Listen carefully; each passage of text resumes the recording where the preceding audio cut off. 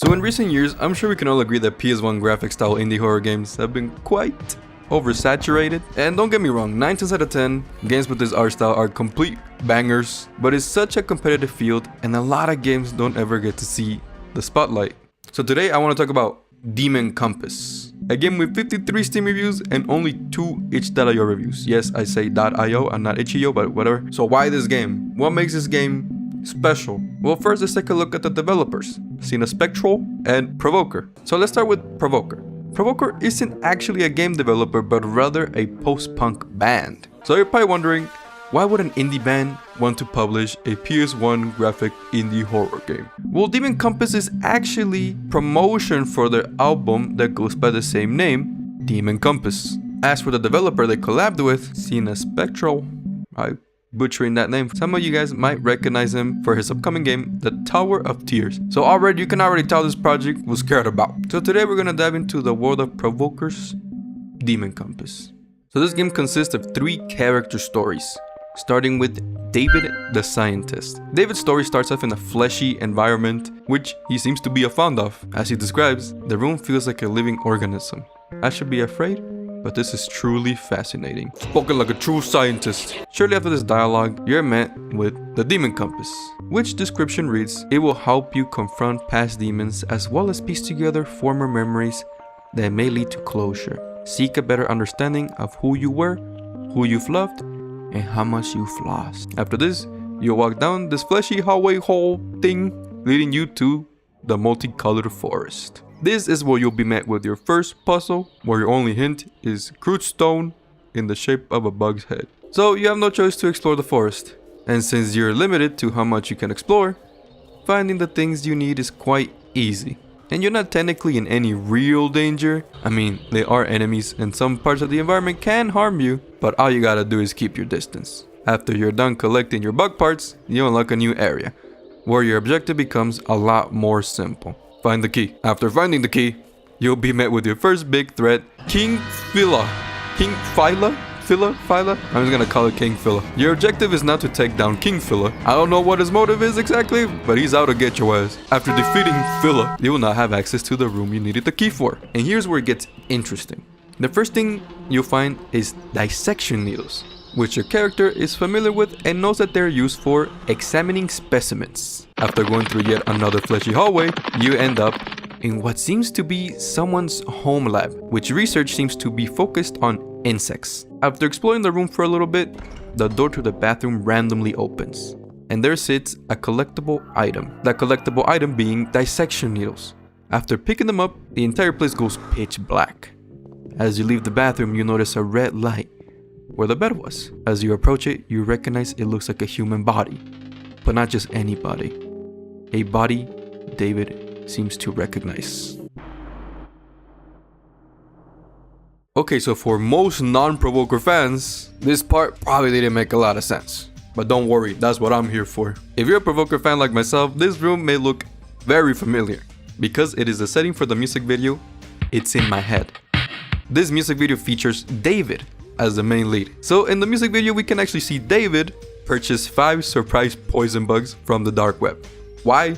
I don't know. I mean, he did look pretty happy making that purchase. Anyways, as soon as his package arrives, he notices that one of the bugs is missing, but he doesn't think much about it and just goes on with his day. Shortly after this, it is revealed that the bug was hiding in the package all along. After this, David now starting to worry about the potential harm the bug could bring, as we see him doing research before going to bed. But he probably wasn't that paranoid, because he eventually goes to sleep, only for the bug to appear and quite literally go inside of him. The following day, he continues to do his research as he tries to identify the species of the insect, with no luck and already showing problematic symptoms. The music video is constantly switching between these hallucinations of David in a hospital bed surrounded by surgeons going at him. Eventually, it is revealed that the surgeons were actually trying to get the insect out of David's body, which they successfully do, marking the end of the music video.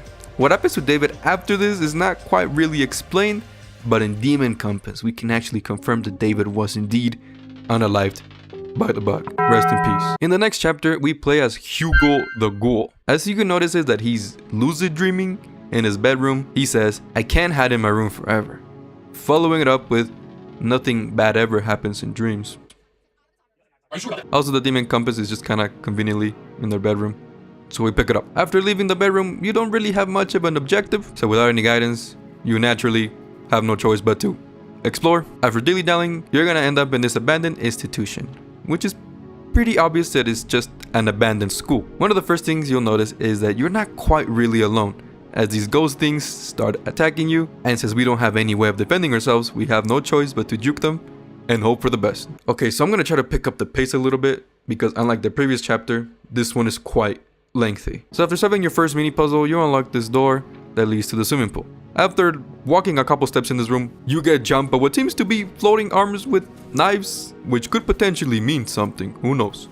We'll get to that later. After surviving the floating arms and some scarlet rot, now you use your demon compass to complete this little puzzle, which gives you the principal's tower key. After arriving at said tower, you're tasked to fetch yet another key. So yeah, this just became Key Fetcher Simulator. After you're done key fetching, your final room is Classroom Hallway, which is an important room that actually pushes the plot forward. And how, you may ask?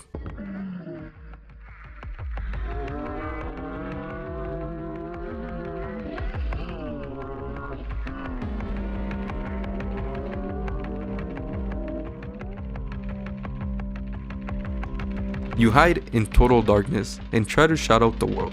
Always hiding, always on the laurel of others. Shameless, this won't do. You must move. My limbs against yours.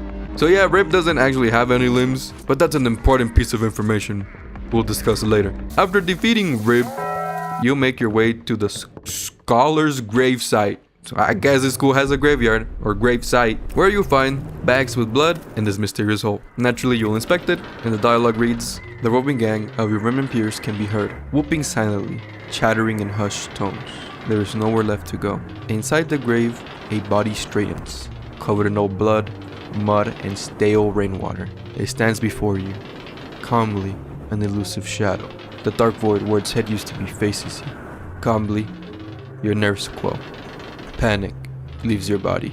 This is not a dream. You gaze into emptiness and feel the weight and ache of grief." So this chapter is based on the music video Valley Ghoul, where we actually have 3 ghouls. This music video follows the story of an introverted ghoul who is currently not interested in feasting on human bodies. Because of this, he's constantly getting picked on and peer pressured by his fellow ghoul mates. His reasoning for not wanting to eat human flesh is because he wants to romance one of his classmates, and is noticeably not a big fan of the bullying taking place. We can see this anger being portrayed by, I don't know, maybe her drawing of planned murder. Also, is that the demon compass? Also, yeah, then she proceeds to make her drawing a reality by getting a double kill. And the main lead ghoul gets to live happily ever after. So how exactly does this relate to the chapter we just played?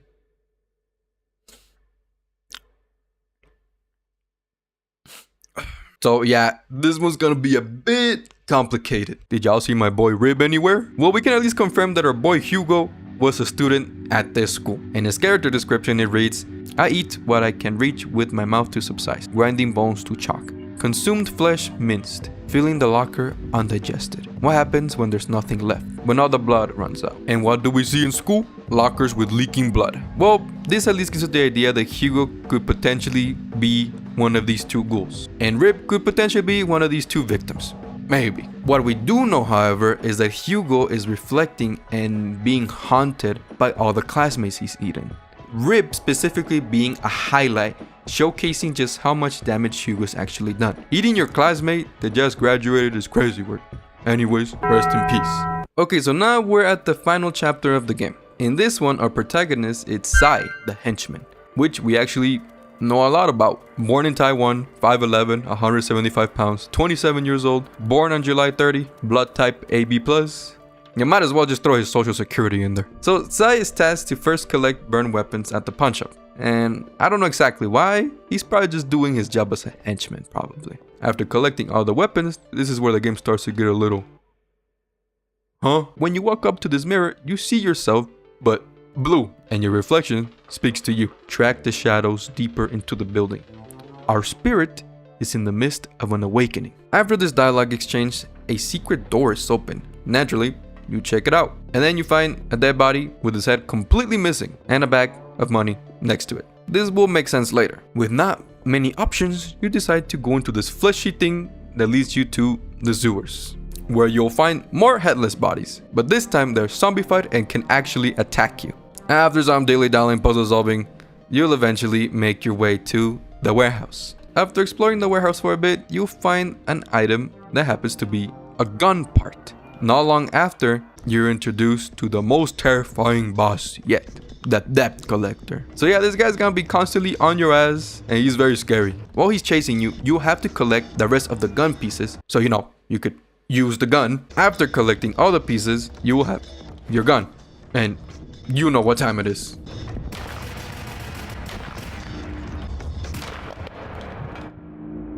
After defeating Debt Collector Man, you're now free to leave the warehouse. But instead of leaving the building, you're transported into primeval grounds. Well, you'll be met with some interesting dialogue yet again from the Sai we saw in the mirror. He's you, but he's also technically not really you. Well, he's basically explaining us that this room is filled with rotting spirits and tasked us to shoot them to soothe our hands. I forgot to mention, but in our fight with Debt Collector, he kind of did this to our hand. Now we have to shoot rotting spirits to make it heal, I guess. After shooting all the rotting spirits, let's just say it does a little more than just heal our hand. We straight up become a higher being.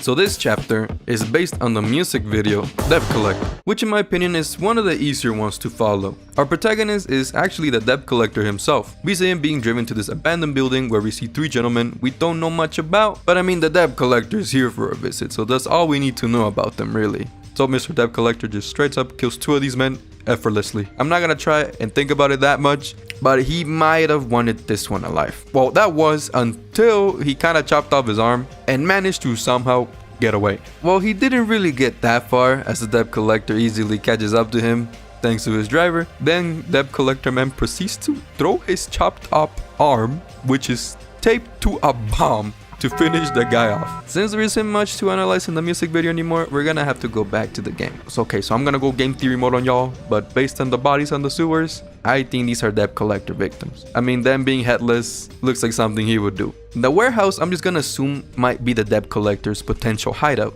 And well, your job is to defeat him and become a being like him.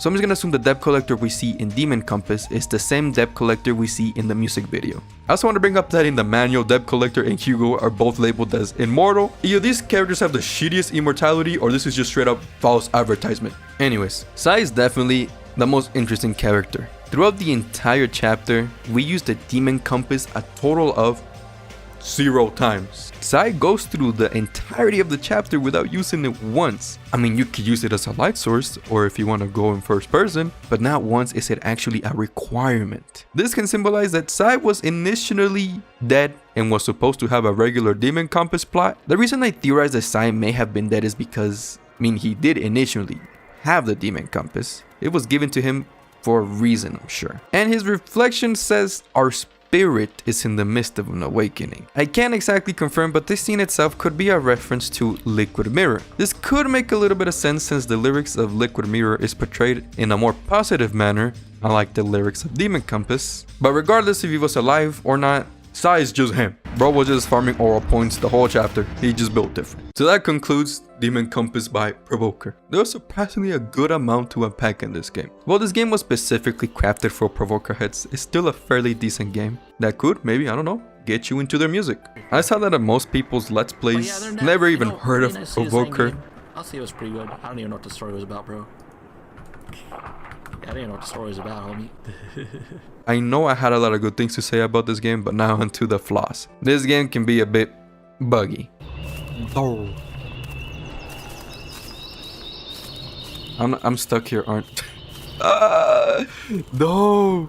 Yeah, the game is not super optimized, but for a free-to-play, we can kind of overlook this. The second one just kind of me being nitpicky, but I wish Provoker actually implemented their music into the game soundtrack. Maybe they decided against it, or maybe it wasn't possible, but I was actually expecting a song or two from the album, even if it was like a credit sequence. But I guess the game is plastered with a lot of provoker references, and for most fans, I'm sure that's enough. Demon Compass is by far one of the most interesting indie horror games I've ever come across. An indie band indie game is not a very common combo, but damn did it work well. If you never heard of Provoker, I strongly suggest you guys check them out, especially if you like the game. Like I've said before, this game was crafted for the fans, but I think it could go vice versa. This game could potentially get you into their songs. So, yeah. I think I've done enough yapping. I'll see you guys in the next video.